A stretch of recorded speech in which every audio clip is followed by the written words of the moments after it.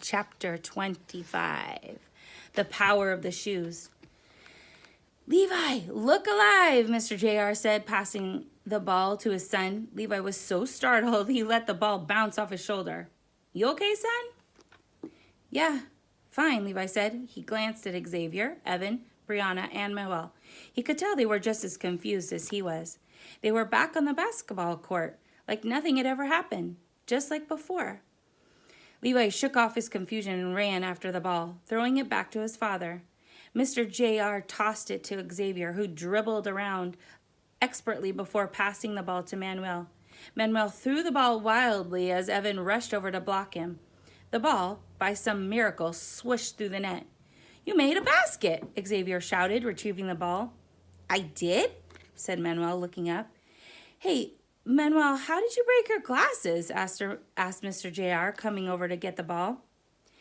Manuel stared at Mr. JR a moment, then took off his glasses and looked at them.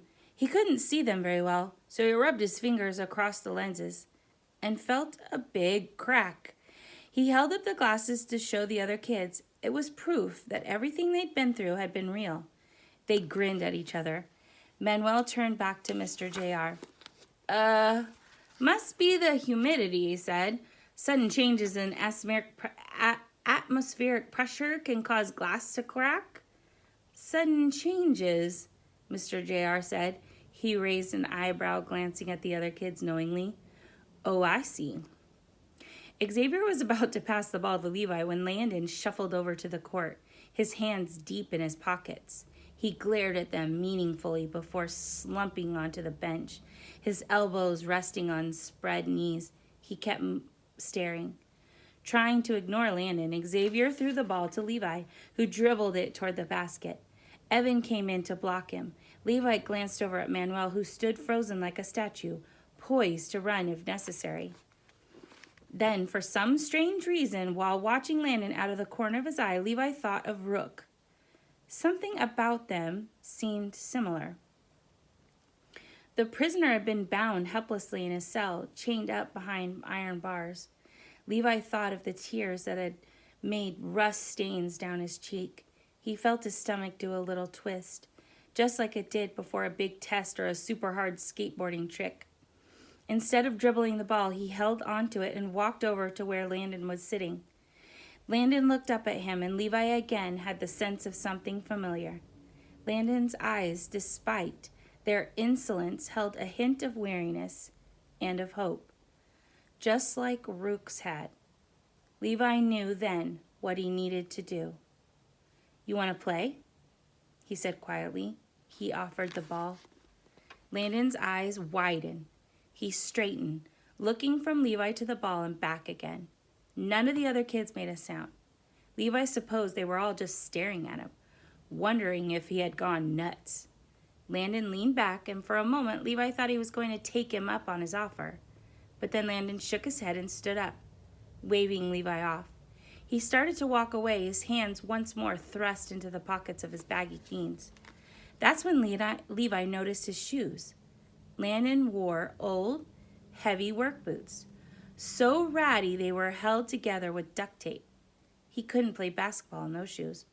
Hold on, Levi said. Landon turned, waiting silently. You can wear my shoes, Levi said. I mean, if you want to play. Landon's face changed, the hard scowl softening a little. He glanced down at his feet, and Levi saw that he was actually embarrassed. Levi made up his mind then. He sat down on the bench and took off his shoes, his brand new Vans, black with gold swish. He held them a moment, taking one more good look before offering them to Landon. Landon looked at Levi as if he'd lost his mind. The other kids exchanged surprised looks. Mr. JR smiled to himself. Landon shuffled back over the bench and sat down. Why are you giving me your shoes? So you can play. But then you can't play. Levi shrugged. That's okay. I'll just watch. I'm not that good at basketball anyway. You're probably better than me. How you know that? Saw you playing once, a while ago. Levi remembered leaving the rec one night when his dad was locking up and seeing Landon dribbling the ball around the basketball court when he thought no one was watching. Landon shifted around, glancing up at the kids staring at him. Then he looked back at Levi. He reached over and took the shoes from Levi's outstretched hand. "Thanks," he murmured. "No problem," Levi said. Landon laced up the shoes as Levi watched, then picked up the ball and walked out onto the court.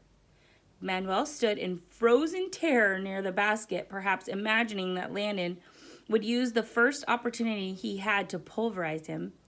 Landon bounced the ball once, twice. He started to dribble. Xavier ran in to block him, but Landon evaded him easily.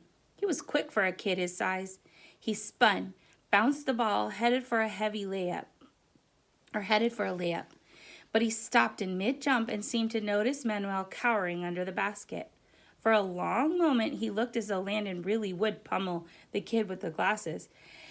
He seemed to think about it. Then, almost gently, he bounced the ball over to Manuel. Manuel caught it, shocked. He hesitated, not sure what he was supposed to do. Then, in desperation, he threw the ball up to the basket and missed. He winced, leaning backward, preparing himself for retaliation. Landon didn't seem to notice. He retrieved the ball and kept on playing. Levi sat at the bench watching, barefoot once again, but this time he wasn't sad. His heart was full of something wonderful, something no skateboard trick or basketball score would ever give him. He saw his dad looking at him and smiled broadly. His dad smiled back. Brianna came to sit down by Levi. She glanced down at his bare feet. "You and shoes," she said, putting on some lip gloss. "You just can't keep them on your feet, can you?" Levi looked over at her and smiled. "Guess not." Brianna's phone chirped. She pulled it out of her hoodie pocket, surprised it was actually there. She unlocked it and the app called Unseen opened immediately. "Hey, look," she said, showing it to Levi. "The app opened." "Yeah, but it's the same weird picture and symbols," Levi said. Brianna thought for a minute. "Remember what Ruach said? The book was at the tip of our fingers. Remember? Maybe this is what he meant, that this app is like a portable book." "I thought that was one of his weird expressions." "Well, maybe it isn't. Maybe it's something else." Brianna placed her index finger on the phone and held it there for several seconds. All at once, the pictures and symbols began moving around the page, reorganizing it into something they both recognized. The crest of Aharatas. "It's the crest. It's the cover of the book," Levi said. "Open it."